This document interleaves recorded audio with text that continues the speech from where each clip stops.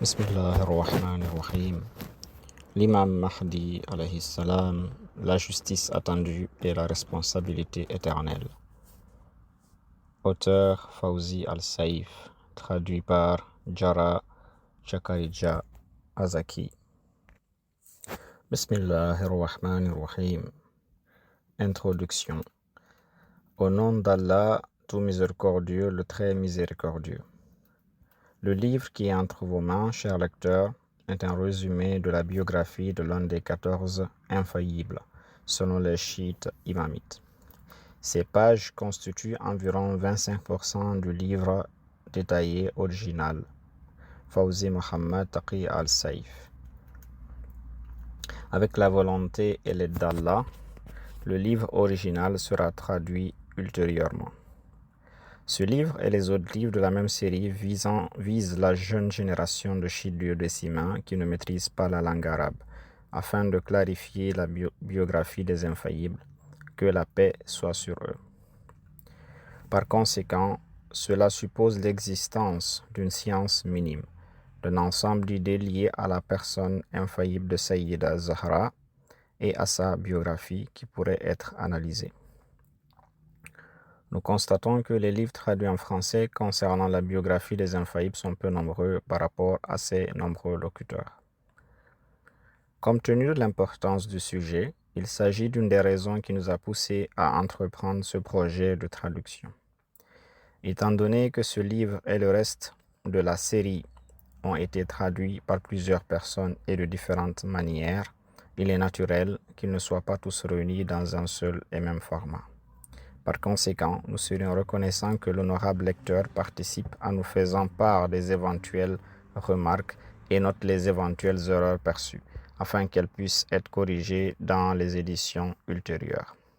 Nous demandons à Allah Tout-Puissant d'accorder au lecteur, à l'auteur de ces pages et au traducteur une immense récompense, ainsi que l'intercession des infaillibles. Que la paix soit sur eux. L'imam Mahdi en des lignes introductrices. Son nom, Imam Muhammad ibn al-Hassan, que la paix soit sur lui. Surnom, Abul Qasim, le même surnom que le messager d'Allah. Dans la mémoire populaire chiite, Abu Saleh. Son père et sa lignée. Il est le fils de Imam al-Hassan al-Askari, fils de Ali al-Hadi, fils de Muhammad al-Jawad, fils de Ali al-Rida, fils de Musa al-Kadhim, fils de Ja'far al-Sadiq, fils de Muhammad al-Baqir, fils de Ali al-Sajjad, fils de Ali al-Hussein al-Shahid, fils de Ali ibn Abi Talib, commandeur des croyants, que la paix soit sur lui. Son grand-père maternel, le messager d'Allah, bénédiction et salut soient sur lui. Il est le 9e descendant de Hussein et sa mère Fatima, fille du prophète. Sa mère, Sayyida Narjis, est une descendante de Siméon, le successeur du prophète Moïse, paix et bénédiction d'Allah soit sur lui. Sa date de naissance est le 15 Sha'ban, en l'an 255 de l'Hégire. De nombreuses caractéristiques ont été mentionnées dans les récits à son sujet. Des sources sunnites. Al-Mahdi est de moi, il a le front large et le nez droit. C'est un jeune homme de la tribu des Quraysh, au teint marron, créé à la perfection parmi les hommes. Un homme au teint clair, teinté d'une teinte rougeâtre, un abdomen proéminent, des cuisses larges, de grandes épaules. Il y a 2 marques sur son dos, l'une à la couleur de sa peau et l'autre ressemblant à celle du prophète. Allah lui a accordé la force de 40 hommes. En effet, le Mahdi ressemble au prophète d'Allah par son apparence et son caractère, et il apparaîtra comme un jeune homme âgé de moins de 40 ans. Son visage est comme la lune brillante, avec un teint arabe et une corpulence israélite. Dans les sources chiites imamites, on rapporte: il a un teint rougeâtre, un regard pénétrant, des sourcils proéminents, larges entre les épaules, avec un liquin sur la tête et une marque sur le visage. C'est un homme au front haut, le nez droit et l'abdomen énorme, avec des cuisses séparées, des dents du bonheur lumineuses, et il y a un grain de beauté sur sa cuisse droite. Il est de couleur blanche teintée d'une teinte rougeâtre, d'un abdomen proéminent, des cuisses larges, de grandes épaules. Il y a 2 marques sur son dos, l'une à la couleur de sa peau et l'autre ressemblant à celle du prophète. Quand Al-Mahdi émergera, il aura l'âge des anciens mais l'apparence des jeunes, avec un corps puissant. S'il tendait la main vers le plus grand arbre de la terre, il l'arracherait. Et s'il criait parmi les montagnes, les rochers s'effondreraient. Et il apparaîtra sous la forme d'un jeune homme prospère à l'âge d'environ 32 ans. L'imam Mahdi de la naissance à l'apparition. L'auteur aborde 10 points. Premier point, l'honorable mère et la noble naissance. Les imamites conviennent que la naissance de l'imam Mohammed ibn al-Hassan, le Mahdi attendu, a eu lieu au milieu du mois de Sha'ban, à l'an 255 de l'Hégire. Toutefois, il y a une divergence dans la précision de l'identité de son honorable mère.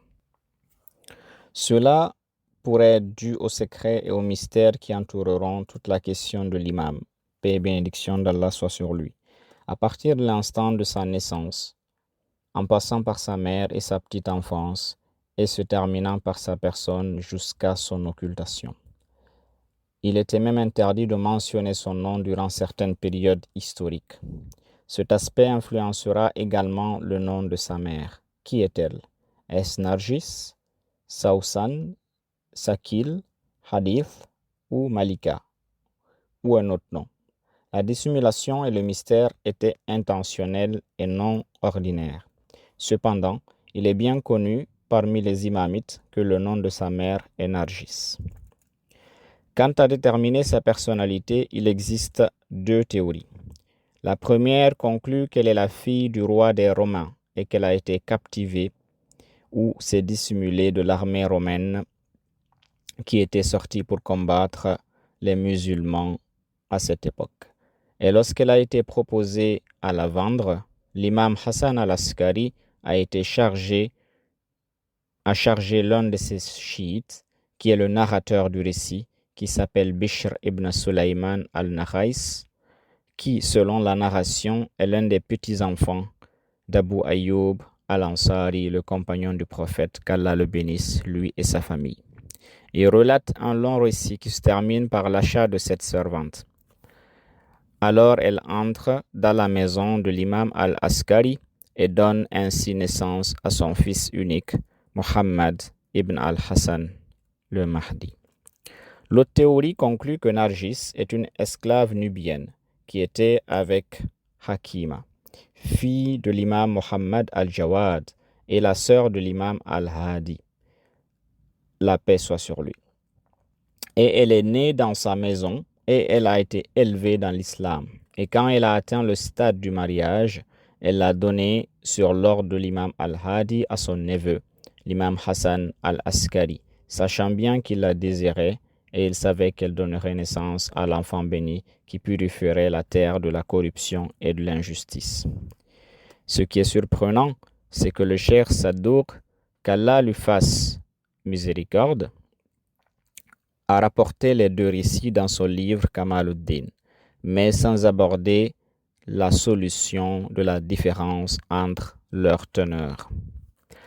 Alors que le premier parle de la servante romaine et qu'elle a été capturée ou s'est échappée de l'armée romaine à l'armée musulmane jusqu'à ce qu'elle soit achetée par Bishr al-Nakhais sur ordre de l'imam al-Askari, le second raconte qu'elle était l'esclave de Sayyida Hakima et qu'elle a été élevée dans sa maison et que Hakima est celle qui la lui a donnée.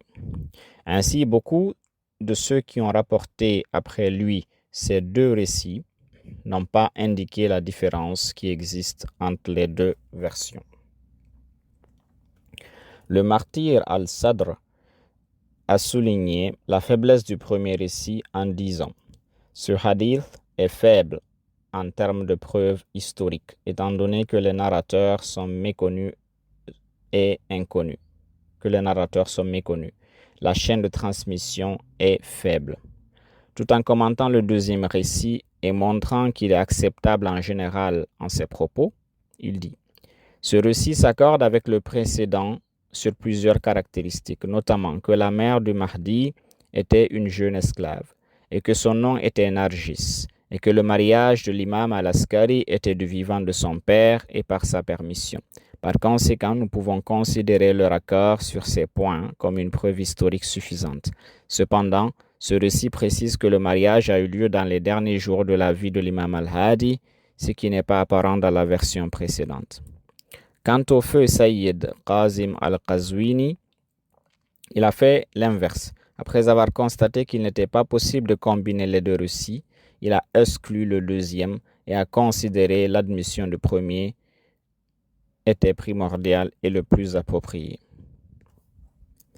J'ai vu un livre du chercheur contemporain Cheikh Ahmad Salman intitulé La Dame des esclaves, dans lequel il a fait une recherche détaillée de cette question et a conclu par l'acceptation du deuxième récit au détriment du premier. Et il a trouvé que le récit, qui se termine par l'histoire de Bishr al-Nakhais et la question de la captivité de l'armée romaine, contient des gens inconnus dans sa chaîne de transmission et la personne mentionnée dans celui-ci, le héros de l'histoire Bishr al-Nakhais, qui est l'un des petits-fils d'Abu Ayyub al-Ansari, qui n'est pas mentionné dans l'histoire. Les historiens nient même l'existence de postérité d'Abu Ayyub al-Ansari. Le narrateur direct de Bishr, Muhammad ibn Bahr al-Shaybani al-Rahni, a été décrit par les spécialistes de la biographie des narrateurs comme un fanatique aux informations inexactes. Il a également mentionné que les faits rapportés dans le récit ne correspondent pas aux faits historiques. Il semble que ce qui est mentionné dans les deux livres, l'histoire de l'occultation mineure et Notre-Dame des esclaves, renforce le deuxième récit, est le plus proche de l'acceptation.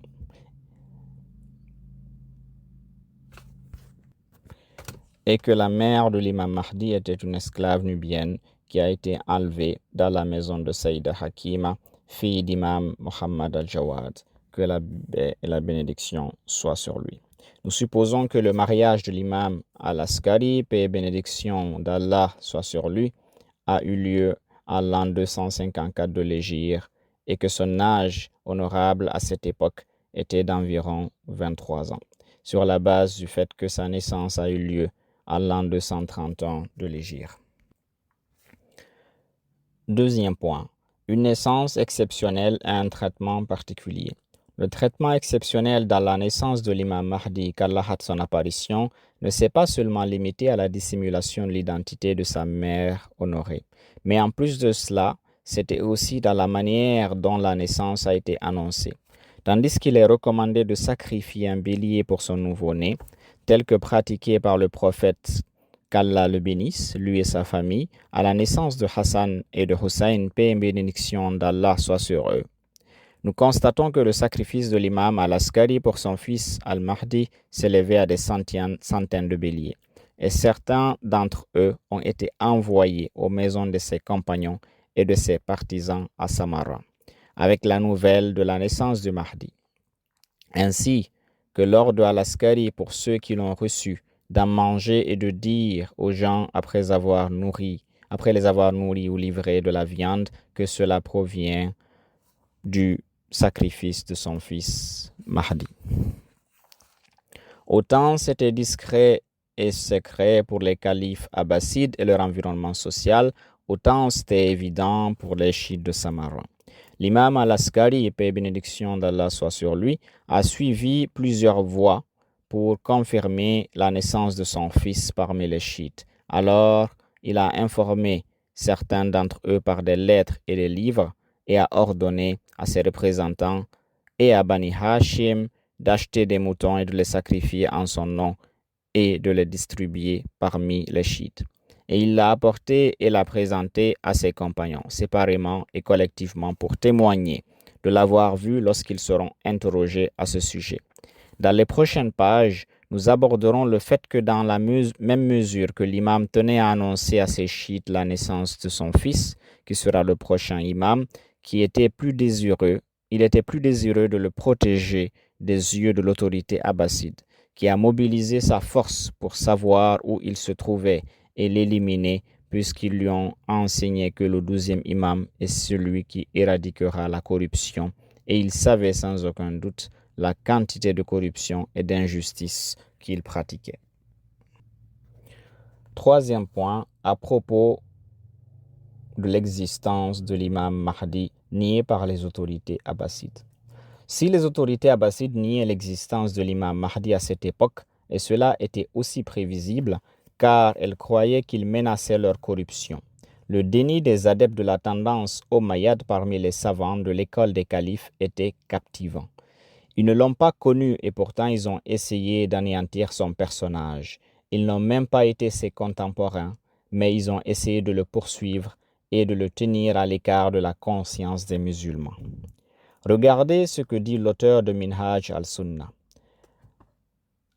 Al-Hassan ibn al-Askari n'a pas eu de descendance, comme l'ont mentionné Muhammad ibn Jarir al-Tabari, Abd al-Baqi ibn Qani et bien d'autres généalogistes. Ils disent: il est entré dans le sous-sol après la mort de son père. Son âge variait entre 2 ans, soit 3 ans, soit 5 ans ou plus. Selon le texte du Coran concernant un tel orphelin, l'on doit garder son argent jusqu'à ce qu'il soit mature, et que celui de droit parmi ses proches parents prenne soin de lui. Et s'il atteint 7 ans, on lui ordonne de se purifier et de faire la prière. Celui qui n'a ni fait les ablutions ni prié, qui est son propre tuteur sous une pierre, et son argent serait exposé aux vues.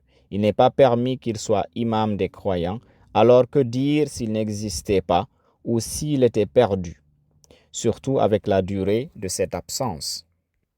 Ici, nous avons 2 pauses avec lui. La première avec le premier paragraphe de son discours et la seconde avec le second paragraphe. En ce qui concerne la première, Ibn Taymiyyah choisit Ibn Jarir al-Tabari en l'an 310 de l'Hégire, de ce qui lui convient et le dément sur ce qui ne lui convient pas. Alors, quelle est cette sélection? Il refuse le hadith « Je suis la cité de la connaissance », bien que Ibn Jarir l'ait rapporté dans ses livres à propos de l'imam Ali. Il n'accepte même pas ces récits qui contredisent ses croyances à lui, mais ici, il s'en tient à ses paroles. Quelle est la signification de cette sélection? Comment sa parole est-elle devenue un argument contre des dizaines d'autres paroles de généalogistes, des historiens et des parents de Hassan al-Askari parmi les Ahlul Bayt? Quant à Ibn al-Qani, qui est mort en l'an 351 de l'Hégire, sur qui Ibn Taymiyyah s'appuyait pour nier la naissance de l'imam al-Mahdi, il suffit à son sujet ce qui a été mentionné de ses erreurs, sa démence et son insistance sur l'erreur. Quant à notre deuxième pause avec son deuxième paragraphe, c'est du tel père, tel fils. Il a dit: selon le texte du Coran concernant un tel orphelin, l'on doit garder son argent jusqu'à ce qu'il soit mature, et que celui de droit parmi ses proches parents prenne soin de lui. Et s'il atteint 7 ans, on lui ordonne de se purifier et de faire la prière. Celui qui n'a ni fait les ablutions ni prié, qui est son propre tuteur sous une pierre, jusqu'à la dernière de ses paroles? Sa réponse est la suivante. Cela s'applique-t-il seulement à l'imam Mahdi ou au prophète et au messager? Qu'est-ce qui fait de Isa ibn Maryam le prophète dont le Coran a parlé en disant « Elle l'a montré du doigt » et ils ont dit « Comment pouvons-nous parler à nourrisson dans le berceau ?» Et il répondit « Je suis le serviteur d'Allah qui a apporté le livre et m'a fait prophète, et m'a béni où que je sois, et m'a ordonné de prier et de faire l'aumône aussi longtemps que je vivrai. C'est la même logique juive qui a démenti la prophétie de Jésus, considérant qu'il était un enfant au berceau. Alors, comment peut-il communiquer les Écritures? Comment peut-il prier? Et comment peut-il faire l'aumône? Selon cette logique, on doit lui désigner un tuteur. Également, Yahya ibn Zakaria, le prophète, pour lequel Dieu déclara: Ô Yahya, tiens fermement le livre, et nous lui avons accordé la sagesse alors qu'il était enfant. Alors, comment est-il devenu permis ici? Et l'une des conditions pour croire au Coran est d'avoir la conviction totale. Et, comme l'a dit l'un des compagnons de l'imam, Rida, paix et bénédiction d'Allah soit sur lui, si l'ordre vient d'Allah Tout-Puissant, alors il n'y a pas de problème qu'il soit un enfant d'une journée. Et s'il ne vient pas d'Allah Tout-Puissant, c'est inutile qu'il ait 100 ans. Si celui-ci s'est cramponné au brin d'Ibn Qani ou d'Ibn Jarir pour nier sa naissance, pourquoi ne pas écouter plus de 200 contemporains de l'imam qui l'ont vu dans différents endroits et qui viennent de nombreuses régions telles que l'Égypte, le Yémen, Qom, Qazvin, Ahvaz, Bagdad, Isfahan, Dinour, Koufa et d'autres. Se sont-ils tous convenus pour mentir? Ce qui est étonnant, c'est que l'on utilise comme argument la déclaration de l'autre pour nier la naissance. Ainsi, Ibn Taymiyyah s'appuie sur Ibn Jarir et Ibn Qani, puis Al-Zarqali vient et s'appuie sur Ibn Taymiyyah, et ainsi de suite. Quant à Ibn Hazm al-Dahiri, qui est mort en l'an 456 de l'Hégire, il n'a pas eu besoin de compter sur quelqu'un, mais il a tranché avec certitude que Hassan est mort sans postérité, comme s'il avait assisté à sa mort. Dans un autre endroit, il affirme que le Mahdi n'a jamais été créé, comme si les dossiers de ceux qui ont été créés et de ceux qui ne l'ont pas été devraient passer par lui pour qu'il les signe. Il sait qui est créé et qui ne l'est pas. Quatrième point. L'imam Hassan al-Askari a informé ses compagnons de la naissance de son fils, l'imam al-Mahdi, et a envoyé les sacrifices de naissance à ses partisans à Samarra. Il a présenté à ses compagnons fidèles pendant les 6 années entre sa naissance et le martyre de l'imam al-Askari, que la paix soit sur lui, comme nous l'avons mentionné précédemment. Certes, les historiens et les généalogistes ont enregistré la filiation de Muhammad al-Mahdi à al-Hassan al-Askari, son père, indépendamment de leur foi et de leur manque de croyance à l'applicabilité des caractéristiques du Mahdi à lui. Alors que les adeptes de la tendance anti-Ahlul Bayt ont nié la naissance d'un enfant à l'imam al-Askari, certains d'entre eux l'ont même calomnié de stérilité. Cependant, le reste des savants de l'école des califes ont prouvé qu'Al-Hassan al-Askari avait un enfant nommé Mohammed sans pour autant croire qu'il était le Mahdi. Et certains d'entre eux l'ont mentionné en disant qu'il était celui des Rafidi, des contestataires, en disant qu'il est celui que les Rafidi croient être le Mahdi. Ils ont toutefois approuvé cette naissance après tout. Le cheikh Mahdi al-Faqih al-Imani a écrit un livre intitulé Mahdi al-Muntazar fi Nahj al-Balagha, dans lequel il mentionne les noms de plus d'une centaine d'érudits sunnites qui ont reconnu la naissance de l'imam al-Mahdi, paix et bénédiction d'Allah soit sur lui, et prouvé sa lignée comme ils ont reconnu son occultation, la paix soit sur lui, en fournissant les noms de leurs livres dans lesquels ils ont déclaré cela. D'autres se sont rendus compte de ce qu'ils avaient manqué et Al-Hamidi a disposé son livre susmentionné, les noms de ses auteurs sur les siècles du 4e au 14e siècle de l'Hégire, avec ses palliations, de sorte que le nombre a atteint 128 auteurs écrivains en référence à leurs livres dans lesquels ils ont mentionné la naissance du Mahdi.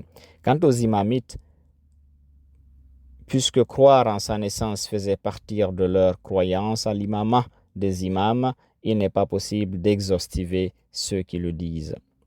Il est donc étonnant que certaines personnes démentent ce sujet. Dans le cadre des règles religieuses, nous constatons que la reconnaissance de filiation d'un enfant par une personne est légalement acceptable, à moins qu'il soit établi que cet aveu est contraire à la réalité. Dans le cadre des mêmes règles, la preuve de témoignage de témoins équitables à ce sujet est suffisante pour prouver et établir les effets juridiques et la propagation rassurante est comme ses prédécesseurs. Alors, pourquoi ces normes sont-elles figées ici? Pourquoi ces savants ne les ont-ils pas acceptées? Dans l'ordre mentionné, la confession répétée intentionnelle de l'imam dans plusieurs endroits que celui-ci est son fils. L'existence de dizaines de preuves pour cela, et même la propagation à l'époque de politique, l'imam, ainsi que pendant plusieurs siècles, pendant les siècles suivants, jusqu'à notre époque, tout cela constitue des arguments et des preuves pour quiconque a le cœur, prête l'oreille, tout en étant témoin. Cinquième point. Le Mahdi assume le rôle de l'imama par le martyre de l'imam Hassan ibn al-Askari. La paix soit sur lui. En 260 de l'Hégire, l'imam al-Hassan fut empoisonné par la planification de l'autorité abbasside. Comme nous l'avons mentionné dans le livre de la biographie de l'imam al-Askari, l'imam Mahdi a assumé les affaires de l'imama. Puisque la situation, comme nous l'avons à peine mentionné, était très encombrée, car l'autorité abbasside avait mobilisé toutes ses forces pour arrêter le fils de al-Askari, l'imam a dû disparaître, la paix soit sur lui. Mais cela ne l'a pas empêché d'apparaître dans certains cas à ses disciples ou pour faire quelque chose de nécessaire et ensuite disparaît immédiatement, soit de manière naturelle, soit par la volonté divine, afin qu'il ne soit pas attrapé et tué. L'une de ses premières apparitions a eu lieu lors des funérailles de son père al-Askari, où il a empêché son oncle, Jafar le menteur, de prier sur son père et il s'en est occupé.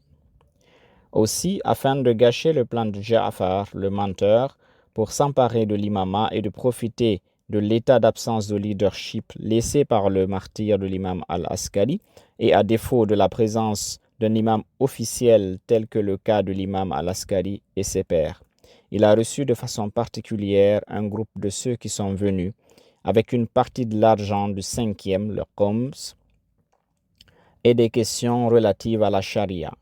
Et après qu'ils aient refusé de remettre leur consignation à Ja'far le menteur, qui manquait de connaissance des affaires de l'imama et de ses exigences. Avant de retourner dans leur pays, ils ont été reçus par l'imam, paix et bénédiction d'Allah soit sur lui. Il s'est présenté à eux, a répondu à leurs questions et leur a dit la somme d'argent qu'ils avaient et qu'il l'avait envoyé, tout comme son père, l'imam al-Askari, l'avait fait. Sixième point, l'imama de l'imam Mahdi et son jeune âge. Cela n'a pas posé de problème complexe pour les chiites à ce stade, parce que leur coexistence avec l'imam al-Jawad, la paix soit sur lui, et son imama à un âge précoce, 8 ou 9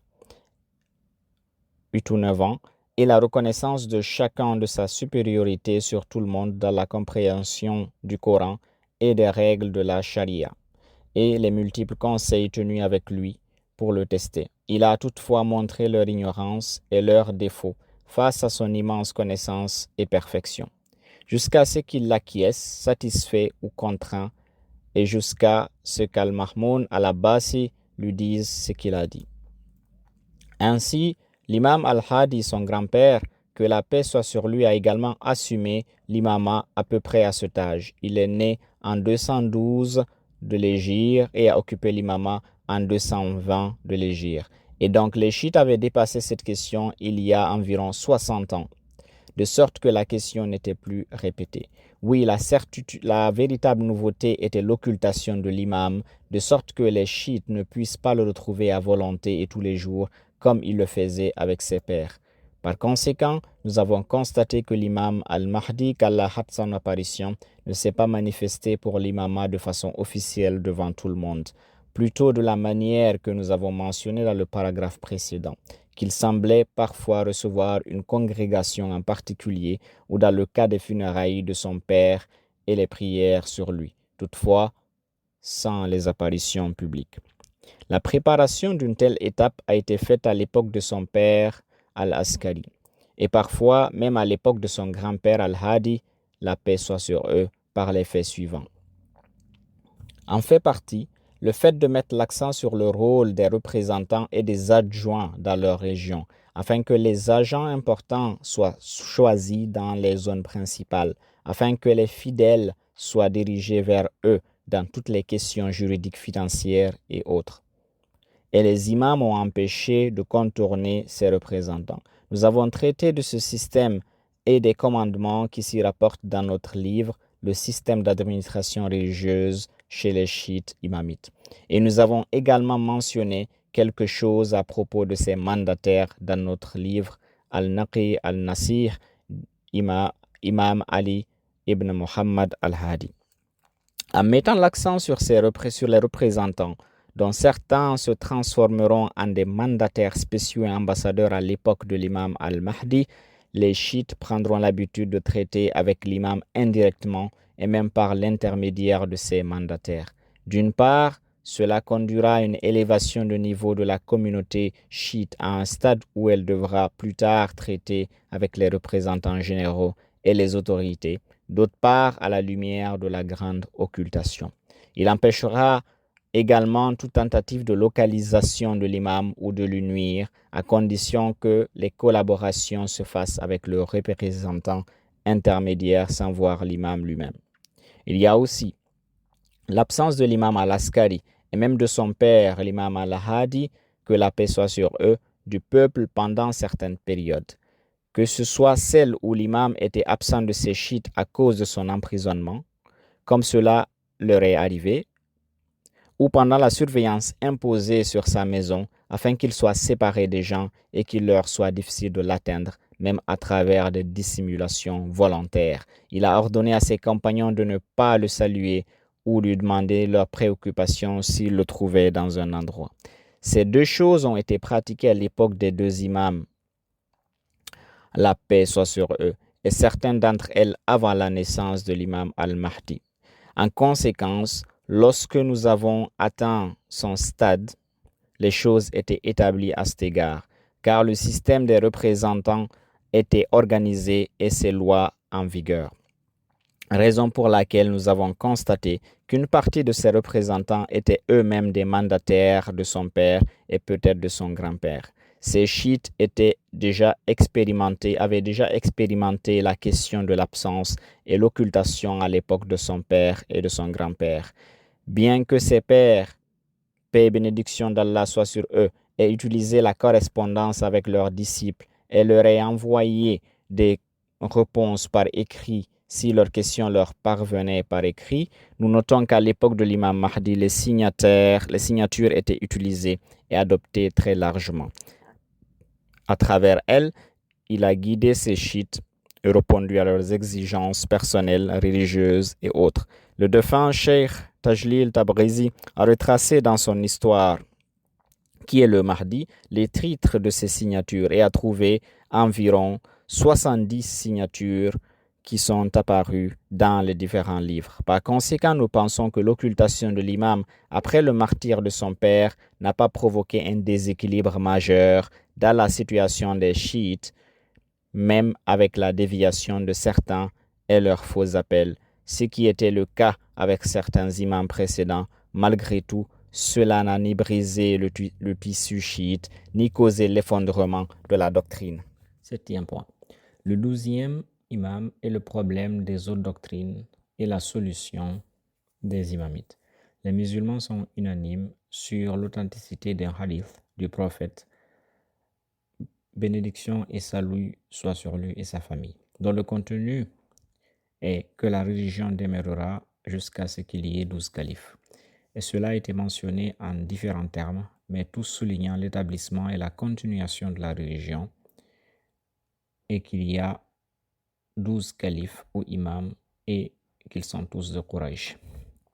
Ce hadith a embarrassé les investigateurs impartiaux de l'école des califes, bien qu'il n'ait pas affecté les viscéraux et les adeptes de la lignée omeyyade dans son application à la réalité. Alors, quels sont ces 12 califes?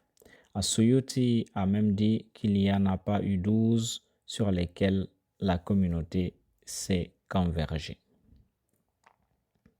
Certains d'entre eux ont dit que ce sont les 4 califes, Omar ibn Abdelaziz et certains des Banu al-Abbas, y compris Al-Mahdi al-Abbasi, tel que rapporté par Ibn Kathir. Tandis qu'Al-Qadi al-Dimashqi a dit ce sont les 4 califes, Muawiyah, Yazid, Abd al-Malik ibn Marwan et ses 4 fils, et Omar ibn Abdelaziz. Quant à Ibn Qayyim al-Jawziyya, il vit qu'il s'agissait des 4 califes, Muawiyah, Yazid, son fils Muawiyah ibn Yazid, puis Marwan ibn al-Hakam, puis son fils Abd al-Malik, puis 2 de ses fils Al-Walid et Sulayman, et non les 4. Et ensuite, Omar ibn Abdelaziz. Relativement à Al-Marziqi, il a dit ce sont les 4 califes et ensuite l'imam Al-Hassan, et il n'a mentionné aucun des Omeyyades ou des Bani al-Abbas. Et vous voyez, chers lecteurs, la grande divergence d'abord dans la désignation de ceux-ci, et ensuite dans la confusion dans le choix de certains de ces noms. Peut-on dire que Yazid ibn Muawiyah, qui a commis ce qu'il a commis, est de ceux qui relèvent de la religion, et qu'il est l'un des califes qui ne sont pas lésés par l'opposition de ceux qui les désobéissent? Le prophète, bénédiction et salut soit sur lui, s'est-il beaucoup intéressé à ce sujet afin d'annoncer la venue de Yazid ibn Muawiyah ou Marwan ibn al-Hakam ou Muawiyah? Le voyez-vous inconscient de la vision et de l'arbre maudit interprété par les Omeyyades? Ensuite, ces gens cessent de l'appliquer jusqu'à la fin de l'époque des Omeyyades. Le prophète croyait-il que l'islam existerait jusqu'à ce moment-ci et qu'elle prendrait fin? Et des dizaines d'autres questions qui embarrassent l'école des califes dont ils ne peuvent expliquer ou interpréter. Aussi embarrassant que ce hadith ait été pour l'école des califes, l'accomplissement par l'imam al-Mahdi des fardeaux de l'imama après son père al-Askari, puis de son occultation et de sa survie jusqu'à ce qu'Allah le permette, est une véritable preuve de la véracité de l'imamite duodécimain.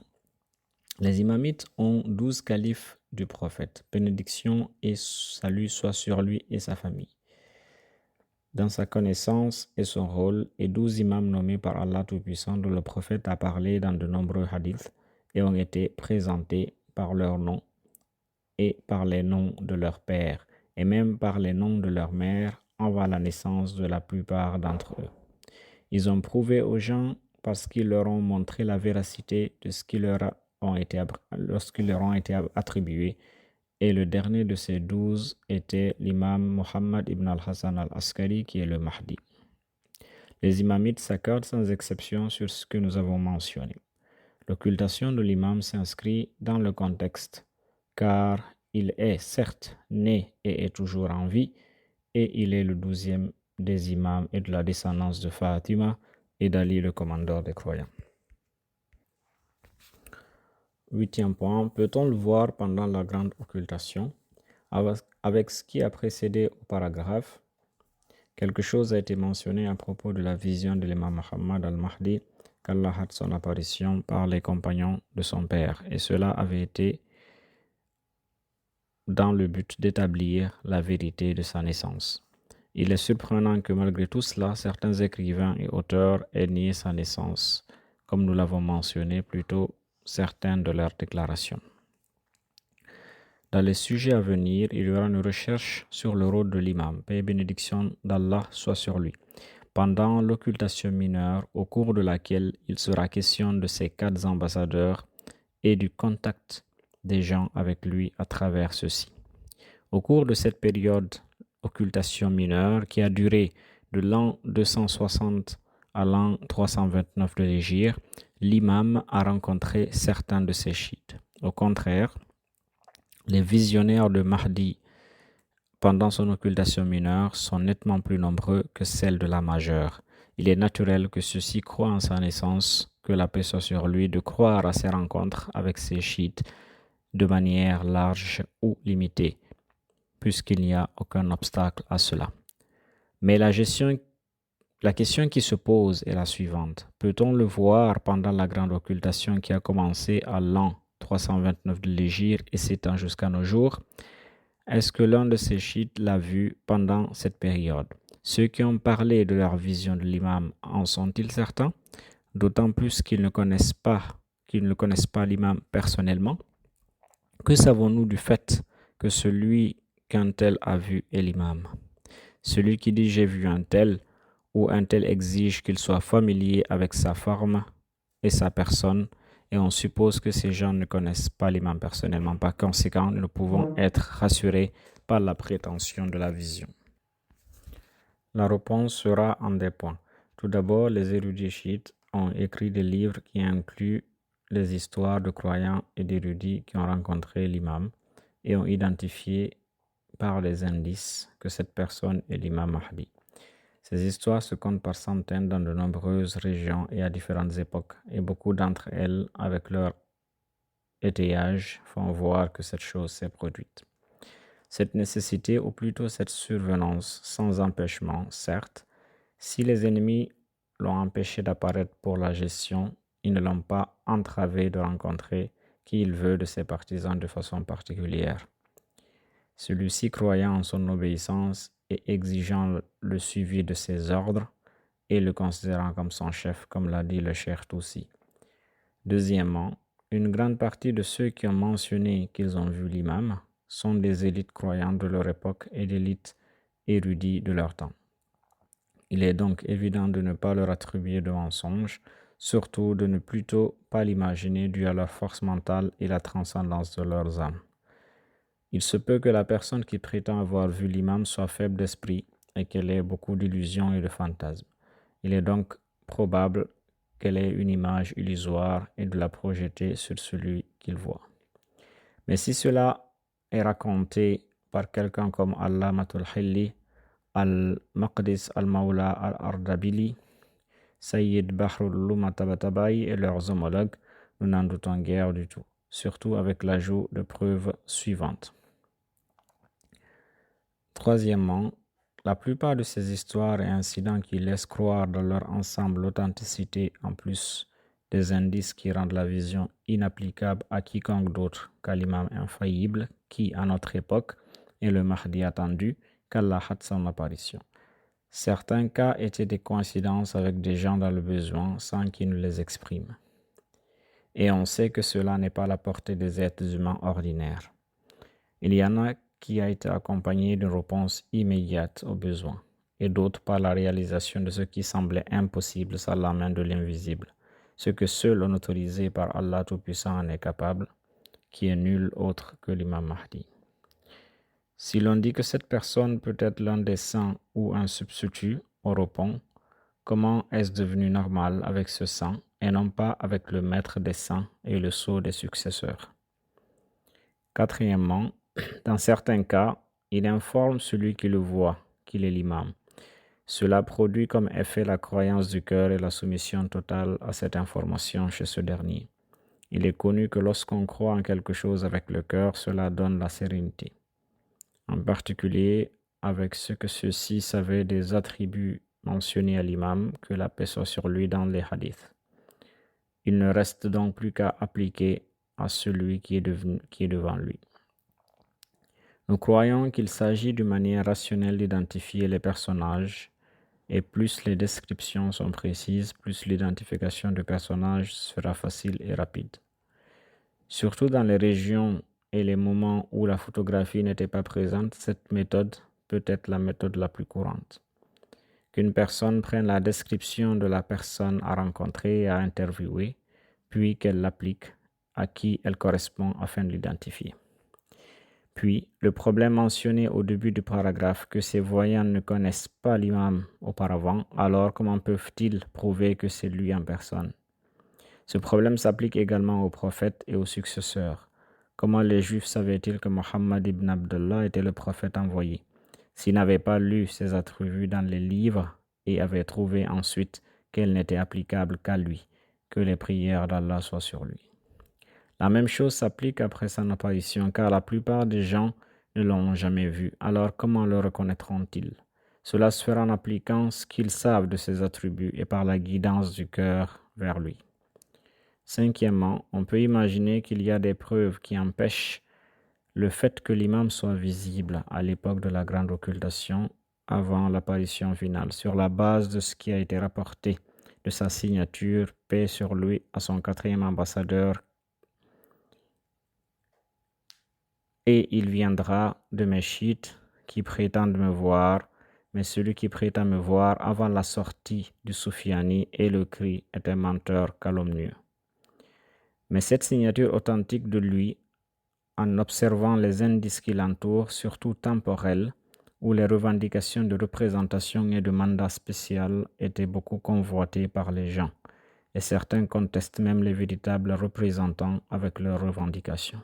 Et les jours sont encore riches de ces prétendants, se multipliant comme une amie par division, et nous avons parlé dans le chapitre des appels de faux mahdisme. Cette signature ne concerne pas la vision des pieux, des érudits et ses serviteurs, la paix soit sur lui, qui cherchent sa bénédiction et la satisfaction de leurs besoins. Cependant, elle impute ceux qui prétendent servir de médiateur entre le Mahdi et le peuple, et font croire au peuple que ce qu'ils apportent est de l'imam oralement, bernant le peuple et cherchant le commandement et le leadership. Sinon, quel est le problème d'être vu par un érudit vertueux ou un fervent adorateur?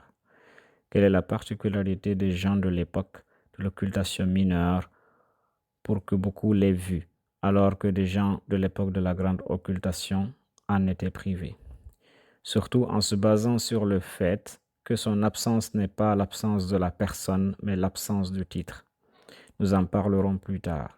Au contraire, cette vision est la satisfaction des besoins et la transmission parmi les gens, même après la mort de celui qui l'a vu, renforce la foi de ses croyants, la paix soit sur lui, et leur donne plus d'espoir et raffermisse leur doctrine, et cela peut provenir de la clémence à l'égard de ses disciples et de ses chiites. 9e point, pourquoi n'est-il pas encore apparu et selon vous, quand apparaîtra-t-il? Les croyants se posent cette question avec fougue, nostalgie et douleur, parce que chaque fois que ces gens voient ce qui entoure l'islam et ses fidèles, mais plutôt les désastres et les calamités qui entourent l'homme, ils souffrent et hâtent la promesse d'Allah et s'interrogent sur la raison qui fait tarder son apparition et le changement. De même, ils peuvent s'interroger sur le temps et la durée. Sont-ils à l'ère de l'apparition? Autant les croyants souffrent de ces fanatiques brûlent pour la rencontre de leur imam et ressentent la grandeur de la tragédie qui entoure l'humanité suite à son retardement, que les sceptiques dansent et se balancent eux de joie, et l'expression de leur état est que si c'était la vérité, il apparaîtrait et se montrerait. Même si cela les conduit finalement à renier les hadiths fréquents à son sujet. En réponse à ce qui précède, nous voudrions attirer l'attention sur les points suivants. Tout d'abord, le premier élément de la foi est la croyance en l'invisible. Et ce n'est pas une coïncidence sur le premier attribut mentionné aux pieux, pour qui le livre est un guide, et qu'ils sont ceux qui croient à l'invisible.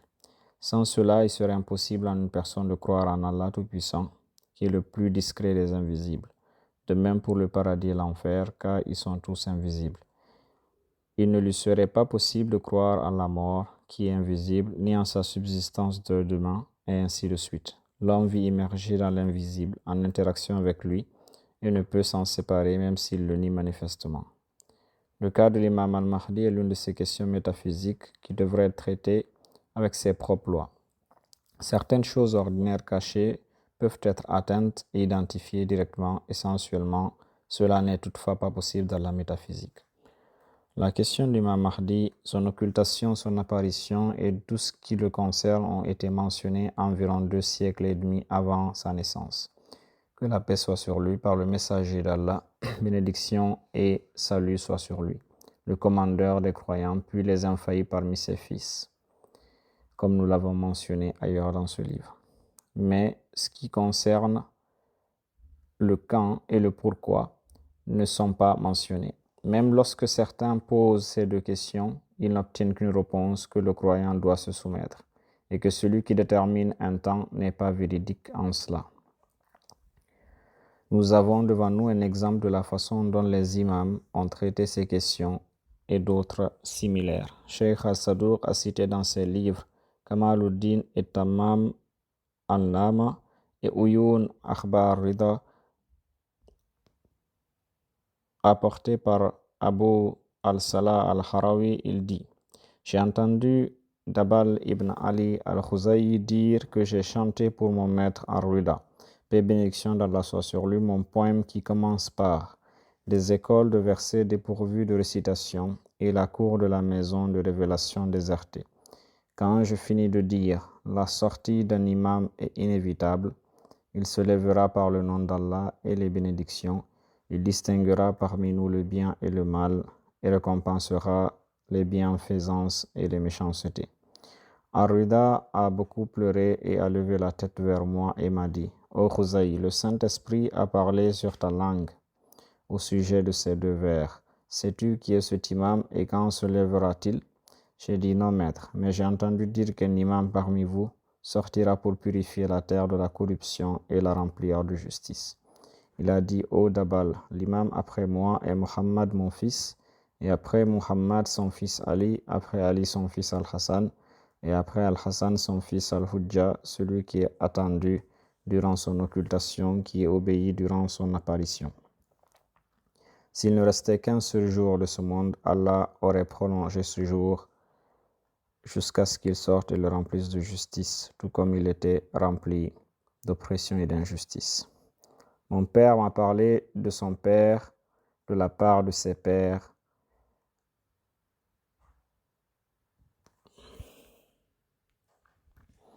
remontant à l'imam Ali, et il a été demandé au prophète, paix et bénédiction soit sur eux: ô messager d'Allah, quand le Qaïm sortira-t-il de tes descendants?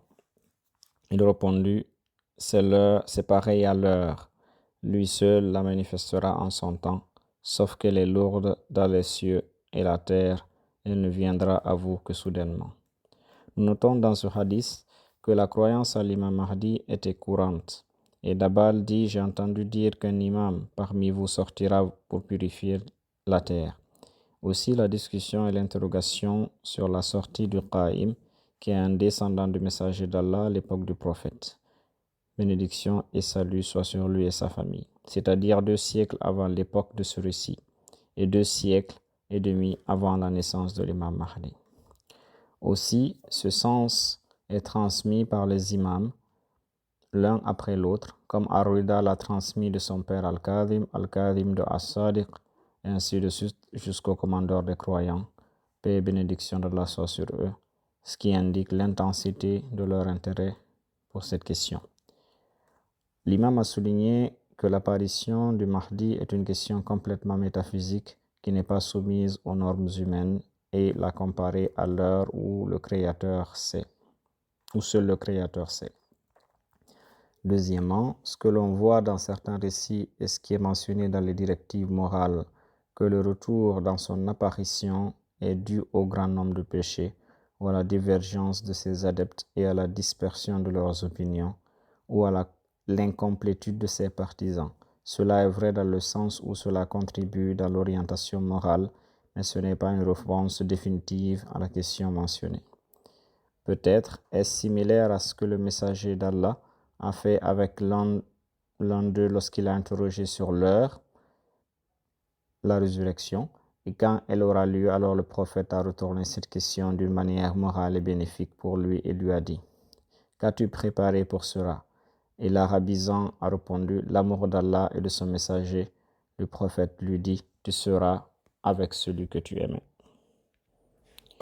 Sinon, la vraie réponse est ce que l'imam Ar-Rida a dit à Dabal, que c'est pareil à l'heure, Allah seul la manifestera en son temps. C'est sur la base du fait que fixer un moment précis est apparemment contraire à la sagesse. Si le prophète avait précisé par exemple l'apparition du Mahdi à l'an 2000 l'Hijra, que se passerait-il? Les oppresseurs et les tyrans seraient dans le réconfort de l'assurance jusqu'à ce que cette date et feront goûter aux croyants les pires types de tourments sans crainte, tandis que les croyants désespéreront de l'émergence de la justice et du soulagement tant que cette date ne sera pas encore arrivée. et l'attachement à leur imam et la fougue de son apparition seront dénués de sens. Par conséquent, nous croyons que les réponses à la question de savoir quand et pourquoi ne sont pas réelles, mais seulement destinées à une orientation morale et ainsi de suite. Sinon, la vraie réponse est que nous ne savons pas parce qu'il s'agit d'une question purement métaphysique. Au lieu de chercher une réponse qui ne sera pas donnée réellement, il est préférable pour le croyant de chercher à renforcer sa relation avec son imam, et peu importe le fait d'être présent au moment de son apparition. Tel que mentionné dans plusieurs récits, y compris ce qui a été rapporté par Fadil ibn Yasar, j'ai entendu Abu Ja'far dire « Quiconque meurt et n'a pas d'imam, sa mort est une mort de mécréant. Et quiconque meurt connaissant son imam ne sera pas lésé ni par l'anticipation de cette affaire, ni son retardement. Et quiconque meurt connaissant son imam est comme celui qui est présent avec le qaïm dans son pavillon. » Afin de renforcer la relation, il est possible de mentionner les étapes qui ont été proposées par les imams de la guidance. La paix soit sur eux. Et ce qui est formidable, c'est que cela s'est passé avant la naissance de l'imam Mahdi, qu'Allah accélère son apparition. Notamment, lecture de supplications qui sont considérées comme le serment d'allégeance à l'imam, telles que la supplication de l'alliance, dont la lecture est recommandée après la prière du Fajr. Peut-être que cette appellation est due au dernier paragraphe où Allah, je le renouvelle en ce jour et mes jours à venir mon alliance et mon serment d'allégeance à lui sur mon cou. Ainsi, la supplication de Nudba, lamentation, qui est un cours éducatif complet qui passe en revue les prédictions, les prophètes et leurs souffrances, puis ce qui s'est passé dans la nation islamique de coup d'État contre le messager d'Allah et son programme dans l'assomption du commandeur des croyants, que la paix soit sur eux. Sans oublier de parcourir des dizaines de hadiths du prophète Mustapha sur les vertus et les attributs de son successeur Murtada, puis les sacrifices faits par ses fils purs jusqu'à ce qu'il atteigne le point de nostalgie et les pleurs du suppliant privé de voir l'imam Mahdi et ses souhaits d'assister à l'apparition et la victoire divine en présence de l'imam. Que la paix et la bénédiction d'Allah soient sur eux. Quelque chose à propos de cette prière et de ses objectifs sera mentionné dans les pages suivantes. Également des supplications pour l'imam, puisse Allah Tout-Puissant le préserver par le soin divin.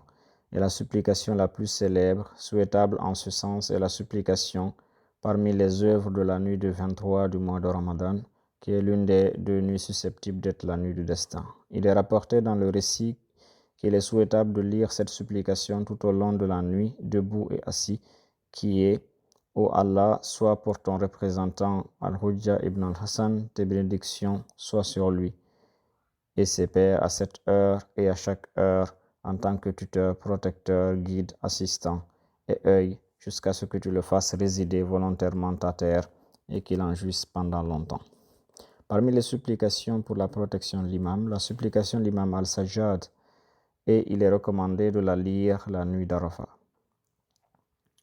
Il est intéressant de noter que l'imam al-Sajjad, le martyr, était 1 siècle et demi avant la naissance de l'imam Mahdi, appelle Allah pour le détenteur du temps, l'imam Mahdi, de façon détaillée pour qu'il le protège, lui accorde la santé et l'aide contre ses ennemis. Faisant beaucoup de salats sur lui et ses pères pieux, une salade spéciale a été rapportée de son père al-Askari, dans laquelle il enseigne à ses chiites qui croient en lui comment faire la salade sur lui, et il dit « Ô Allah, bénis ton représentant et le fils de tes représentants, Al-Hujja ibn al-Hassan, la paix soit sur lui, ô Allah, bénis ton représentant et le fils de tes représentants dont l'obéissance est obligatoire. » Il y a également le fait de faire la charité au nom de l'imam. Il est dit dans certains récits que si vous voulez voyager, faites la charité au nom de l'imam afin qu'Allah puisse vous protéger dans votre voyage, ainsi que de lui dédier des œuvres, que la paix soit sur lui, telles que des prières surrogatoires, une omra surrogatoire, la récitation du Coran et d'autres types d'adoration. Également, il est nécessaire de montrer du respect à l'égard de l'imam, que la paix soit sur lui, et non seulement la relation du cœur. Gloire à Allah Tout-Puissant pour avoir permis aux chiites de la famille de Mohammed le respect et la révérence pour l'imam. Il est répandu parmi eux qu'ils mettent leurs mains sur la tête par respect pour le souvenir de l'imam, comme s'il s'agissait d'une salutation, et même lorsque son nom est mentionné, ils se tiennent debout dans de nombreux endroits et communautés. Probablement ont-ils déduit cela de ce que faisaient les imams. Il a été rapporté que l'imam Sadiq, paix et bénédiction d'Allah soit sur lui, a été interrogé. L'imam Al-Hujja est-il sorti? Et il a répondu non, mais si j'assistais à cela, je le servirais durant les jours de ma vie. L'imam Rida aurait mis la main sur la tête lorsque l'imam Al-Hujja lui a été mentionné par respect pour lui. Il n'y a aucun doute sur l'intérêt de ces actions s'il s'agit d'une expression de respect et de glorification pour le souvenir de l'imam. Des points sur la conquête Mahdawi. Nous nous limiterons ici à quelques points que nous jugeons importants et nous conseillons à ceux qui veulent plus de détails de revoir d'autres documents. Peut-être que l'une des meilleures analyses et détails est le livre d'histoire d'après l'apparition du martyr Mohammed Sadiq al-Sadr, qu'Allah lui fasse miséricorde. Premièrement, nous croyons que l'imam al-Mahdi, dont nous ne connaissons pas la date et le moment, sera accompagné d'un certain nombre d'événements cosmiques invisibles qui seront discutés au niveau des signes. Ils seront clairement attestés par tous les êtres humains et un signe de vérité de cette renaissance et qu'il est l'imam promis Mahdi, car l'atmosphère générale des musulmans a été gâchée par le grand nombre de prétendants mahdistes de représentation de mandat. Par la faute de ces menteurs, les gens n'ont plus confiance en ceux qui revendiquent cette position ou autre. Peut-être que certains d'entre eux le fassent jusqu'à ce que le Mahdi apparaisse réellement. Il est probable que certains d'entre eux visaient à la base à affaiblir l'idée de l'attente du Mahdi chez les gens.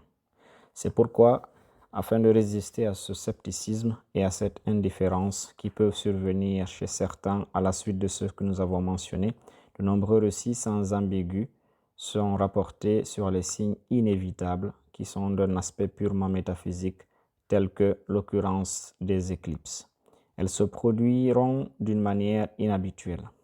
Au lieu qu'une éclipse lunaire se produise au début du mois et une éclipse solaire au milieu de celui-ci, comme elles se produisent habituellement, ce sera tout à fait le contraire, d'une manière sans précédent depuis le début de l'humanité jusqu'à ce que cela se produise. Il ne fait aucun doute que cette affaire soit complètement métaphysique, car si elle était soumise à des normes ordinaires, il serait facile de connaître l'heure de sa sortie, comme les astronomes peuvent connaître la date d'apparition de ces deux phénomènes des centaines d'années avant qu'ils ne se produisent réellement. D'autant plus que le moment de sa sortie est complètement métaphysique. Deuxièmement, une partie de ce qui a été mentionné dans les récits sur ce mouvement et ses slogans devrait faire l'objet de réflexions approfondies quant au sens et objectif. Par exemple, qu'il apparaîtra à la Mecque et commencera à partir du niveau de l'angle et du sanctuaire. En cela, il est semblable à son grand-père Al-Mustafa, dont le début de l'appel était de la Mecque, où se trouve la Kaaba et la maison du monothéisme ibrahimi, pour dire que c'est une même marche du cheikh des prophètes Ibrahim au sceau des messagers Mustafa, au dernier successeur des élites. Leurs objectifs sont les mêmes et leurs points de départ sont les mêmes. Les récits disent qu'il se tiendra entre l'angle et le sanctuaire et que sera le jour d'Ashura. Il consolera les prophètes et appellera les gens à le suivre. Nous voyons ici la présence de souvenirs des prophètes et leur priorité pour lui par rapport aux autres. Et le temps rappelle la vengeance d'Allah et du martyr de l'islam Abu Abdullah al-Hussein, la paix soit sur eux. Le fait qu'il rappelle les prophètes ne doit pas être compris comme un orgueil abstrait, mais plutôt comme l'unité de l'ordre. Et à travers cela, nous pouvons répondre à ce qui est dit dans certains récits, ce qui semble être contraire à l'approche des prophètes. S'il y a un récit qui lui est attribué selon lequel il viendra pour tuer et massacrer sans demander de preuves, ou qu'il éventrera des femmes enceintes, ou qu'il tuera des érudits chiites et versera le sang des milliers d'entre eux, alors il nous incombe de rejeter ce récit. Comment? Il ne s'accorde avec la biographie des prophètes, en particulier avec la biographie de son grand-père Al-Mustafa, qui est venu comme une miséricorde pour le monde. Il n'est pas en conformité avec les récits décrivant ce mouvement, dont le plus important est qu'il remplisse la terre de justice, telle qu'elle était remplie d'oppression et d'injustice. Une partie de ce qui est cité est l'essence de l'injustice. Alors comment peut-il commettre cela? Troisièmement, ce que les récits mentionnent, ce sont des signes, et le signe diffère de la cause et de la raison dans nombreux aspects, y compris que le signe doit indiquer quelque chose qui existe et son indice. Exemple, le signe de telle ville est telle montagne, de sorte que les gens soient guidés vers la ville par le signe apparent. La montagne n'est pas une raison de l'existence de la ville. Et il en est de même dans notre sujet. Ces signes indiquent la véracité de l'existence du détenteur du signe, et que c'est une réalité et que son existence n'est pas à cause de ces signes, mais plutôt qu'il apparaîtra, donc la création aura besoin d'un signe qui le désigne. Ces signes sont une clémence divine afin de diriger les gens vers son représentant. Au-delà des signes généraux, il y a une déclaration de son nom qui atteindra le monde, où un cri sera entendu par tous ceux qui sont dans les cieux et sur la terre. Aux créatures, certes, Mahdi, des descendants de Mohammed, est sorti, alors suivez-le et ne désobéissez pas à son commandement. Les savants ont divisé les récits des signes d'apparition en ceux dont les chaînes de transmission sont vérifiées et ceux qui ne le sont pas. Parmi les premiers, le cri entre le ciel et la terre que les gens entendront, afin d'avertir les gens que la vérité est dans la famille de Mohammed et que celui-ci est le Mahdi que la création attend. Il est rapporté d'Abu Abdullah Ja'far as-Sadiq, paix et bénédiction d'Allah soit sur lui, on appellera le nom de Qa'im. J'ai dit privé ou public, il a dit tout le monde l'entendra dans sa langue. J'ai dit qui sera contre le Qa'im quand il sera appelé par son nom? Il a dit Satan ne laissera pas quand on l'appellera et fera douter les gens. Ainsi que la sortie de Soufiani, en plus de la popularité de son ordre dans les récits, de sorte que peu de récits parlent des signes sans le mentionner. Et ces récits sont également considérés d'ailleurs dans le contenu de l'approbation de l'imam al-Sadiq, de son père al-Baqir, raconté par al-Thumali. Il a dit, j'ai dit à Abu Abdullah, Abu Ja'far al-Baqir avait l'habitude de dire la sortie de Soufiani est inévitable. Il a dit oui.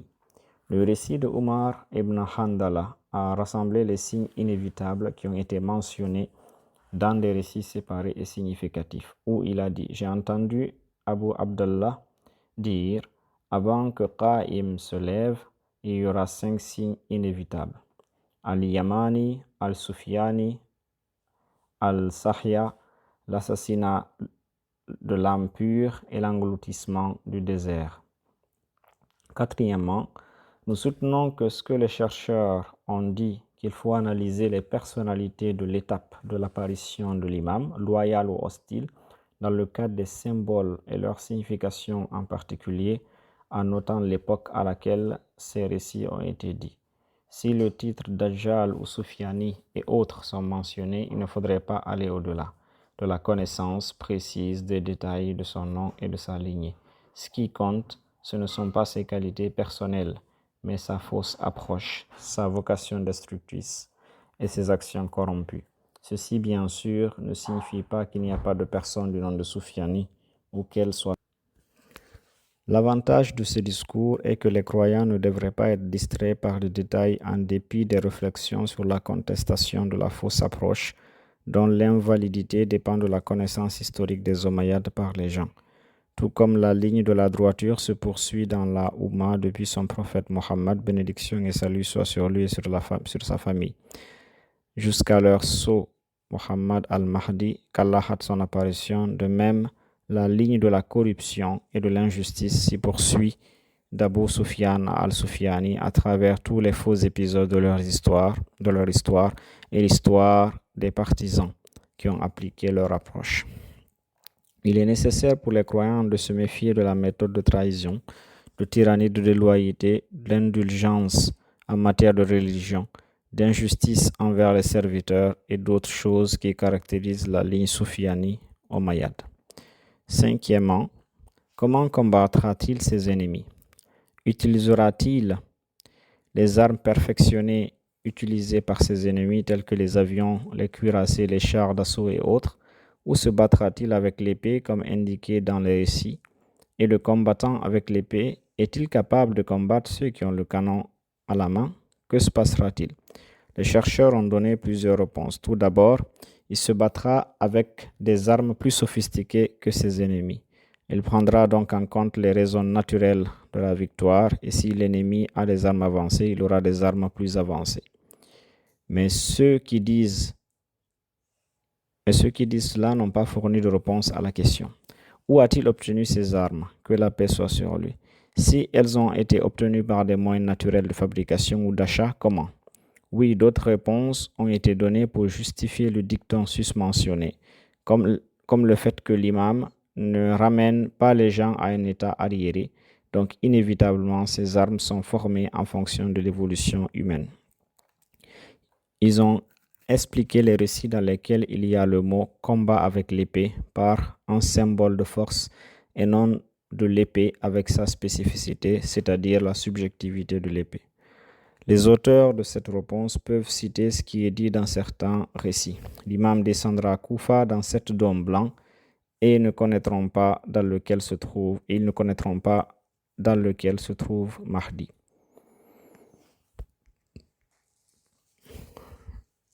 Aussi, ce qui est dit dans la description des armes de ses compagnons, ils ont des épées de fer, autres que ce fer. Si l'un d'eux frappe de son épée une montagne, il la fendra jusqu'à ce qu'il la sépare. Deuxièmement, il se battra avec l'épée réelle, pas avec des armes sophistiquées, selon l'aspect littéraire des récits. Et ils ont répondu au déséquilibre entre l'épée et les armes avancées et à la défaite du porteur d'épée face au porteur de fusil à fortiori le char. Que la renaissance mahdiste étant métaphysique dans son origine et dans le choix de son leader et dans son timing, il n'y a pas d'objection à l'être dans son moyen de lutte et de sa victoire également. Et alors, la force humaine, peu importe la quantité de ses armes avancées, ne résistera pas face à une force basée sur celui qui dit à la chose soit et elle sera. Les récits du chapitre sur le soutien métaphysique à son égard sont volumineux, y compris ce qui est dit que si le Qaïm de la famille de Muhammad sort, Allah le soutiendra avec des anges particuliers. Gabriel sera devant lui, Mikaïl à sa droite, Israfil à sa gauche, et la terreur et sa marche devant lui. Et qu'Allah le soutiendra avec 3 armées, les anges, les croyants et la terreur. Troisièmement, il faut dire que l'épée mentionnée dans les récits n'est pas une quelconque épée, mais plutôt une épée spéciale qui est le Zulfiqar, qui a été donnée par le prophète Mohammed à son successeur Ali al-Murtada, que la paix soit sur eux, et hérité par les infaillibles l'un après l'autre, comme l'un des héritages de la prophétie qu'ils utilisaient comme une preuve de leur rapprochement du prophète. Ceux-là peuvent alors adhérer au récit selon lesquels les ennemis du Mahdi périront par l'engloutissement du désert et par la terreur qu'Allah jette dans les cœurs et que les anges seront à ses côtés, ce qui est complètement métaphysique. C'est ainsi que les infaillibles parlaient de l'imam Mahdi qu'Allah hâte son apparition honorable. Certains chercheurs ont mentionné un certain nombre de récits et ne les ont pas pleinement compris. Et parmi ceux qui les ont mentionnés, l'autorité religieuse, Cheikh Lutfullah al-Safi, dans son livre Muntakhabul Athar, dans celui-ci, 1300 hadiths ont été mentionnés au sujet de l'imam al-Hujjah, des sources de l'école des califes et celles des chiites d'Ahlul Bayt, la paix soit sur eux, tandis que l'érudit Najmuddin al-Askari a mentionné dans son livre sur le Mahdi environ 400 hadiths du livre de l'école des califes. Ce recueil de hadiths révèle des choses importantes dans le cas de l'imam al-Mahdi qu'Allah hâte son apparition. 1. La doctrine du Mahdi n'est pas confiée aux chiites imamites et aux chiites en général. C'est une doctrine islamique à laquelle tous les musulmans croient. 2. Ces récits ont atteint une telle fréquence et abondance qu'il est impossible que cela soit le fruit d'une conspiration mensongère, car des récits ont été rapportés par les imamites, les sunnites, les madanis, les mécois, les koufis, les baghdadis, les mu'tazili, les ashari et les ahlul hadith, et d'autres érudits du premier, du second et des derniers siècles. 3. En plus de la multiplicité du contenu des hadiths et de leurs nombreuses significations, certains de ces récits parlent de la lignée de l'imam Mahdi, d'autres parlent de ses qualités personnelles, d'autres de son occultation, d'autres des jours de son apparition, d'autres du plan des jours de la conquête, d'autres de ses ennemis et d'autres de ses partisans, de leur qualité et de leur nombre. Cette grande diversité donne à cette question l'assurance qu'il ne s'agit pas d'une question transitoire ou partielle. Nous ne connaissons pas d'autres questions de l'islam à l'exception du monothéisme qui a fait l'objet d'une telle quantité de hadiths et d'attention. Ce qui les rend encore plus importants, c'est que ces hadiths sont mentionnés dans des sources principales et basiques de l'école des califes telles que Musnad Ahmad, Sunan Abi Dawud, Ibn Majah, Tirmidhi, Al-Nasa'i, Al-Bayhaqi, Al-Tabarani, Al-Daraqutni, et d'autres qui ont écrit les hadiths du Mahdi. Nous voudrions souligner, entre autres, ce qui a été mentionné dans les Sunan d'Abu Daoud, Ibn Majah, Al-Mustadrak, Al-Hakim, d'après le hadith de la mère des croyants, Salama, le Mahdi est de ma famille, de la descendance de Fatima. Cette désignation est importante pour que le prophète, bénédiction et salut soit sur lui et sur sa famille, coupe le chemin à ceux qui se réclamaient du mahdisme sans être des descendants de Fatima, et aussi pour intercepter le hadith que les Abbasides ont attribué au prophète que le Mahdi est de la descendance de son oncle Abbas. À la lumière de cela, Abu Ja'far al-Mansour, dont le nom était Abdullah, a essayé de nommer son fils Muhammad al-Mahdi afin que cela s'applique à ce qui est dit dans les récits incorrects dans lesquels le Mahdi a le même nom que moi et son père a le même nom que mon père, sans que cela corresponde avec le fils de Al-Mansour comme étant le Mahdi. Le hadith précédent infirme cette allégation qui correspond à son surnom, mais diffère de sa biographie, c'est-à-dire Ibn al-Mansour et ses débuts, en plus du texte prouvant qu'il ne pouvait pas être l'un des pieux. Il a été rapporté par l'imam Amir al-Mu'minin, paix et bénédiction soit sur lui, par le prophète, bénédiction et salut soit sur lui et sa famille, dans le Musnad d'Ahmad ibn Hanbal, dans un hadith. Le Mahdi est de nous, Ahlul Bayt, qu'Allah le restaurera durant une nuit. C'est-à-dire, Allah gérera ses affaires et arrangera durant la nuit. Un hadith d'Abu Sa'id al-Khudri du prophète, bénédiction et salut soit sur lui.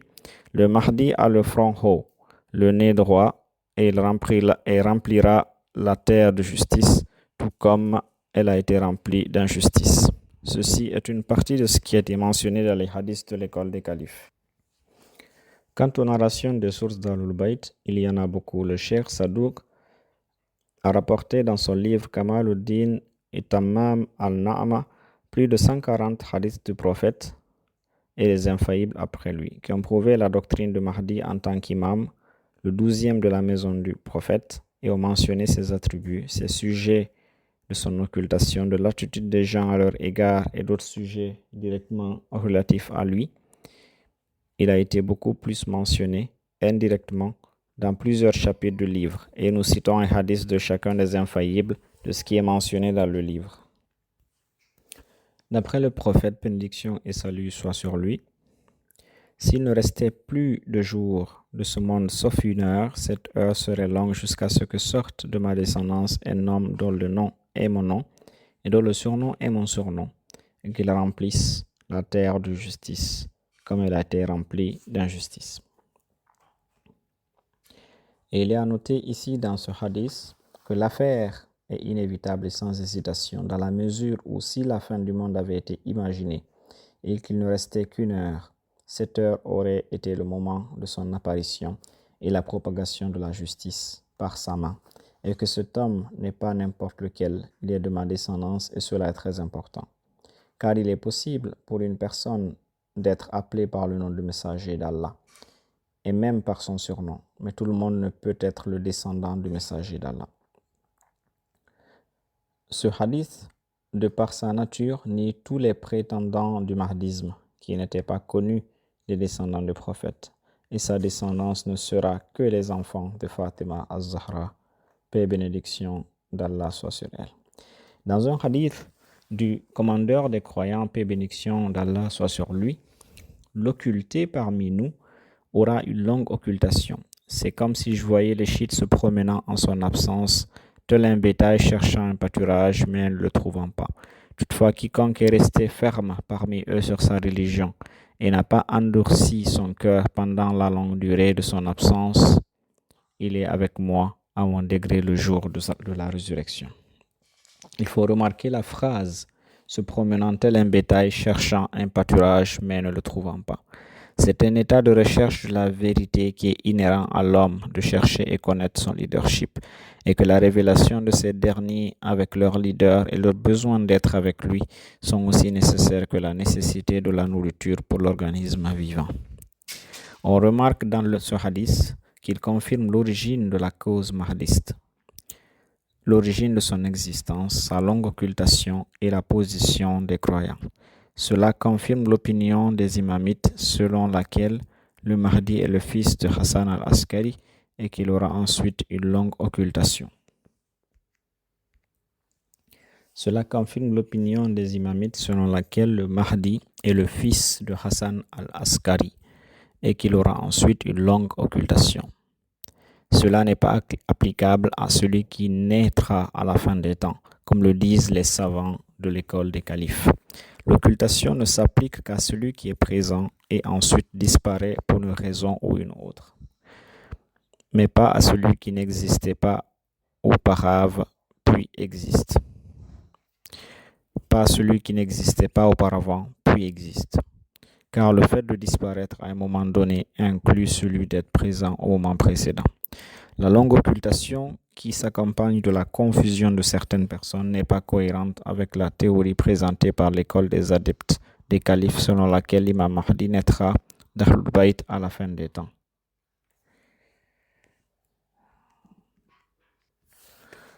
Ce discours parle d'une longue occultation et d'un état de remise en question et de recherche du leadership divin. En ce qui concerne la situation des chiites à cette époque, les cœurs de certains sont endurcis dû au scepticisme et du fait de l'éloignement de leur leadership. Alors, ils abandonneront ce leadership. Et une autre partie qui aura le cœur inébranlable et continueront ainsi jusqu'à la rencontre de leur Seigneur. La tablette de Fatima Zahra. Abu Ja'far al-Baqir, paix et bénédiction d'Allah soit sur lui, a rapporté de Jabir ibn Abdallah al-Ansari: je suis entré chez Fatima, que la paix soit sur elle, et dans ses mains une tablette contenant le nom de ses successeurs. J'ai donc compté 12 noms, dont le dernier était Al-Qaïm. 3 d'entre eux étaient Mohammed et 4 Ali, que les bénédictions d'Allah soient sur eux. Dans ce hadith, le nombre de successeurs est précisé à 12 noms, qui sert ainsi de détail et de clarification pour le hadith du prophète. Les imams après moi sont 12 et ils sont tous de Quraysh. Ce hadith montre également 7 de leurs noms et que le dernier d'entre eux est le Qaïm al-Mahdi.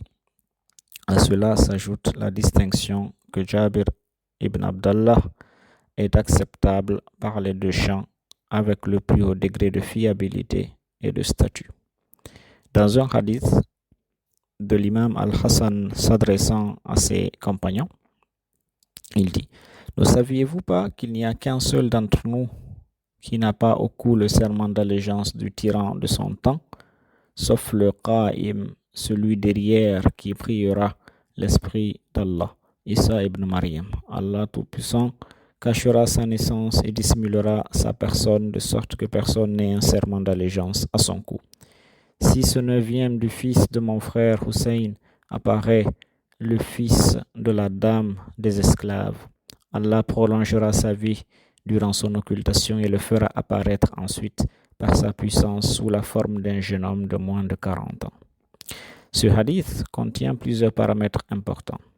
Il y a la cause de l'occultation, parce qu'il ne doit pas être soumis à un dirigeant illégitime, et ce qui n'a pas été le cas d'aucun imam infaillible parmi ses pairs. Aussi, il a désigné plus de 200 ans avant la naissance qu'il est le 9e fils de son frère Hussein.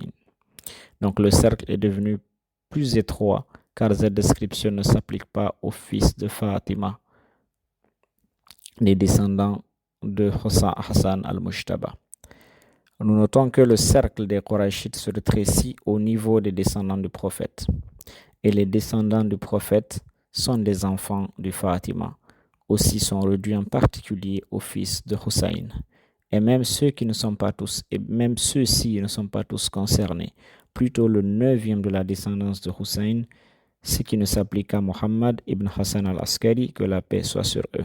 Aussi, ce qui était imprécis pour certains d'entre eux, comme dans les deux Sahih, disant que le saint prophète n'a pas fait de précision lorsqu'il a dit « Comment servez-vous si le fils de Marie descendait parmi vous et votre imam est de vous ?» Comment serez-vous si le fils de Marie descendait parmi vous et votre imam est de vous? Ici, il est déterminé que le Christ priera derrière le Qa'im et qu'il s'absentera après qu'il ait été présent et que le problème de l'âge n'est pas insoluble après qu'Allah ait prolongé sa vie durant l'occultation et ensuite le fasse apparaître par sa puissance. Dans le hadith rapporté par l'imam Hussein, paix et bénédiction d'Allah soit sur lui, il a dit « Le 9e de mes fils, une tradition de Yusuf et de Moussa ibn Imran, la paix soit sur eux, et il est le Qa'im des Ahlul Bayt, Allah l'exalté gérera sa cause en une nuit. » La confirmation dans ce hadith est que l'imam est le 9e de ses fils. Nous avons déjà fait référence au point d'insistance sur le titre 9e, dans lequel deux traditions prophétiques montrent qu'il n'est pas le seul à avoir ces caractéristiques pour être dénoncé ou rejeté. Certes, il a des précédents dans la vie des prophètes.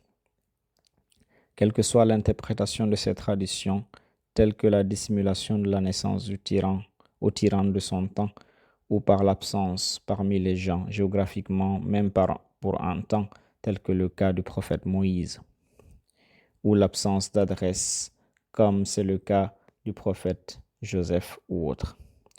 Ce qui illustre une partie de cette tradition qui assimile le Mahdi au prophète, c'est le hadith cité par Saïd ibn Jubayr de l'imam Zayn al-Abidin, Ali ibn al-Hussein, que les prières d'Allah soient sur lui. Le Qa'im parmi nous porte des traditions des prophètes. Une tradition de notre père Adam, une de Noé, une de Abraham, une de Moïse, une de Isa, une de Job, une de Mohammed, que les prières d'Allah soient sur eux. Quant à Adam et nous, c'est la longévité. Quant à Ibrahim, c'est la dissimulation de la naissance et la retraite des gens. Mais de Moussa, il y a la peur et l'absence. En ce qui concerne Isa, c'est la divergence des gens à son sujet. Et quant à Yaqub, c'est le soulagement après l'affliction. Et de Mohammed, bénédiction et salut soit sur lui et sa famille, c'est se lever avec l'épée. Le hadith a des significations claires. L'imam Abu Ja'far al-Baqir, paix et bénédiction d'Allah soit sur lui, a rapporté: le Qa'im parmi nous est soutenu par l'effroi et victorieux par le soutien. La terre lui sera assujettie et des trésors lui apparaîtront, et son autorité atteindra l'est à l'ouest. Et par lui, Allah Tout-Puissant fera triompher sa religion sur toute autre religion. Quelque répulsion qu'en aient les associateurs, de sorte qu'il ne restera aucune ruine sur terre sans être peuplée de vie. Et l'esprit d'Allah, Isa ibn Maryam, paix et bénédiction d'Allah soit sur lui, descendra et priera derrière lui. L'imam Abu Ja'far paix et bénédiction d'Allah soit sur lui, a souligné certains de ses attributs. Il est de nous et non des autres. Comme son grand-père, le messager d'Allah, il est soutenu par l'effroi et n'a pas besoin de beaucoup de puissance, et n'a pas besoin de beaucoup de puissance de feu destructrice, alors que la terreur ait détruit la volonté de ses ennemis et leur centre de décision psychologique. Il est soutenu par son Seigneur, par la victoire. Donc cela n'a aucun sens pour quiconque de se demander comment peut-il triompher de ses armes nucléaires et atomiques. Et la terre lui sera assujettie au sens de la vitesse dans le mouvement et la transition ou au sens d'un véritable pliage, tant qu'il est soutenu par l'autorité d'Allah Tout-Puissant. Aussi les trésors lui apparaissent comme s'ils étaient en harmonie avec la volonté du Mahdi, leur maître. L'imam bénéficiera de toutes ses forces matérielles et spirituelles. Ceci n'est pas seulement spécifique au monde musulman dans la catégorisation religieuse bien connue, mais également le Messie, par sa survie, prouve la possibilité pour l'homme de survivre pendant des milliers d'années. Le Messie descendra sur terre pour assister à cette victoire divine et prier derrière le Mahdi. Quant au hadith de l'imam Ja'far as-Sadiq concernant l'imam al-Mahdi, Cheikh Sadour a mentionné dans le même livre et chapitre 57 hadiths, parmi lesquels nous choisissons ce qui est lié au titre d'occultation et la comparaison de l'imam al-Mahdi à Yusuf dans sa dissimulation, bien qu'il collaborait avec les gens et vivait parmi eux. Ce hadith explique ce qui a été mentionné dans d'autres récits de l'expression de l'occultation et qu'il en a deux, l'une courte et l'autre longue, qu'il sera caché de ses chiites et des gens. Après que l'imam ait informé Soudira al-Sayrafi que le Qaïm aura une tradition de Yusuf qui sera l'occultation, il est venu à lui et pour lui expliquer ce que signifiait cette occultation. Il a dit: les frères de Yusuf étaient des tribus, les enfants des prophètes qui ont vendu Yusuf et ont prêté serment d'allégeance. Et ils sont ses frères autant qu'il est leur frère, mais ils ne le connaissent pas jusqu'à ce qu'ils leur disent je suis Yusuf. Alors, qu'est-ce que cette nation nie au sujet de ce qu'Allah Tout-Puissant fera à son Hujjah à un moment donné, comme il l'a fait à Yusuf? Il est à noter que l'imam as-Sadiq, qui est mort empoisonné à l'an 148 de l'Hégire, parle dans ce hadith près d'un siècle avant la naissance de Hujjah. Pourtant, il prépare à partir de ce moment et donne la culture nécessaire à ceux qui seront en son temps et après son temps. Il est connu que le prophète Yusuf était absent de sa famille et est resté en vie malgré la conspiration contre lui, car il a été caché dans le puits pour y mourir, mais Allah l'a préservé ainsi que le Mahdi. L'imam as-Sadiq demande par sa manière dénonciatrice pourquoi la Oumma désapprouve cette ressemblance entre le successeur du sceau des prophètes et le prophète d'Allah, Yusuf. Les frères de Yusuf ne l'ont pas reconnu par sa personnalité, car il leur était caché malgré leur relation avec lui. L'imam en déduit et affirme pourquoi cette Oumma nie-t-elle le fait que Mahdi soit également avec des gens, qu'il s'assoie avec eux, qu'il commerce avec eux et qu'il assiste au Hajj avec eux, et peut-être que son épaule touche votre épaule, mais vous ne savez pas que c'est lui. C'est l'imam as-Sadiq qui a cristallisé l'idée de l'occultation titrée de l'imam al-Mahdi et qu'il ne s'agissait pas d'une disparition géographique. Quant à l'imam Moussa ibn Ja'far al-Kadhim, la paix soit sur lui, il a fait référence à ce qui soutiennent l'école des califes et leurs disciples que le Mahdi, bien que ce soit une vraie doctrine, mais il n'est pas encore né, il naîtra à la fin des temps. C'est une manière de nier directement ou indirectement, car il est le 9e des descendants de Hussein. Alors, l'imam al-Kadhim, paix et bénédiction d'Allah soit sur lui, a indiqué dans ce hadith à celui qui adoptera ce faux propos: le détenteur de cette affaire est celui dont les gens disent il n'est pas encore né. Il ressort de la narration qui relate l'événement de l'imam Rida, paix et bénédiction d'Allah soit sur lui, avec le poème de Dabal, des écoles de versets, que l'idée de croire au Mahdi et qu'il est de la famille de Muhammad était largement répandue parmi les gens. Et l'imam a approuvé ce que Dabal a rédigé dans son poème et il y a ajouté d'autres détails. Dans le récit apporté par Dabal ibn Ali al-Khuzai, il a dit: j'ai chanté pour mon maître Ar-Rida Ali ibn Moussa, la paix soit sur eux, mon poème dont le premier est: des écoles de versets dépourvues de récitation et la cour de la maison de révélation désertée. Quand j'ai fini de dire: la sortie d'un imam est inévitable, il se lèvera par le nom d'Allah et les bénédictions, il distinguera parmi nous le bien et le mal et récompensera les bienfaisances et les méchancetés. Ar-Rida, paix et bénédiction d'Allah soit sur lui, a beaucoup pleuré, puis a levé la tête vers moi et m'a dit: oh Khouzaï, le Saint-Esprit a parlé sur ta langue au sujet de ces deux vers. Sais-tu qui est cet imam?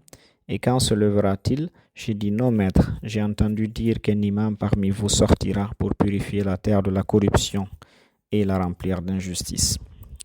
Il dit: ô Dabal, l'imam après moi est Mohammed, mon fils. Après Mohammed, mon fils Ali.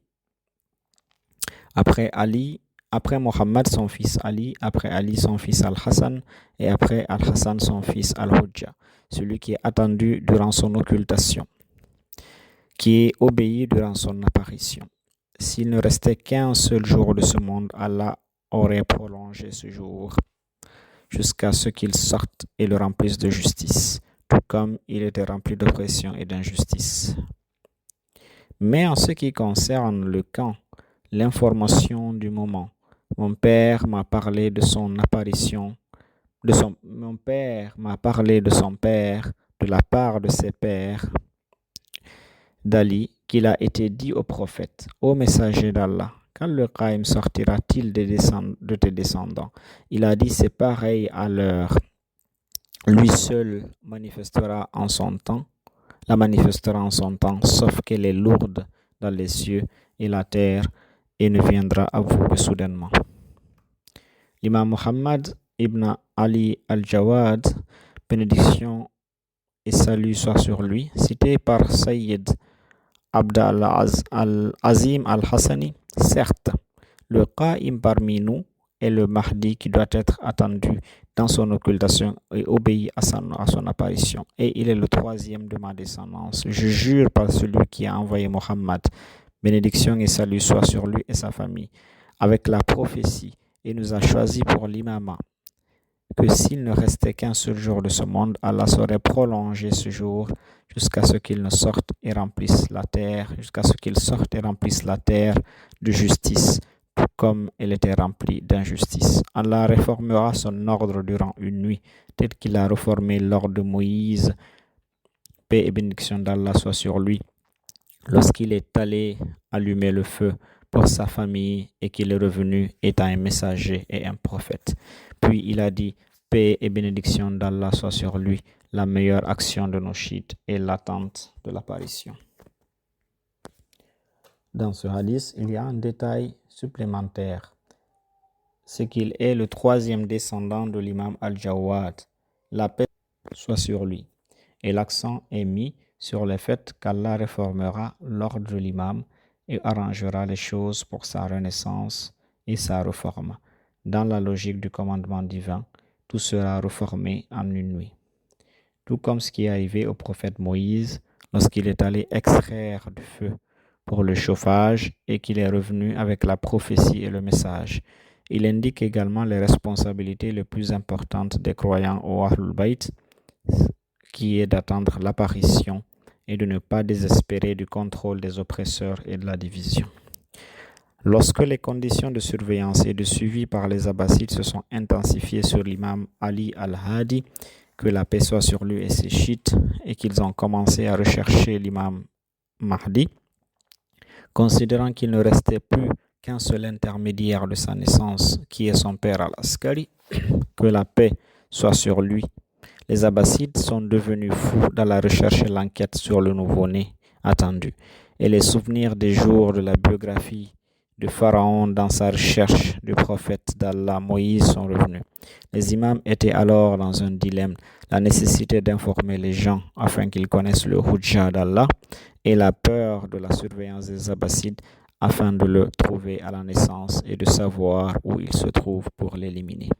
Pour ce fait, il a émis une directive de ne pas mentionner son nom et de le camoufler et de parler de lui en métonymie. Dans ce contexte, Abu Hashim Daoud al-Ja'afari dit « J'ai entendu Abu al-Hassan, le compagnon de Al-Askari, la paix soit sur lui, dire « Le successeur après moi, mon fils Al-Hassan,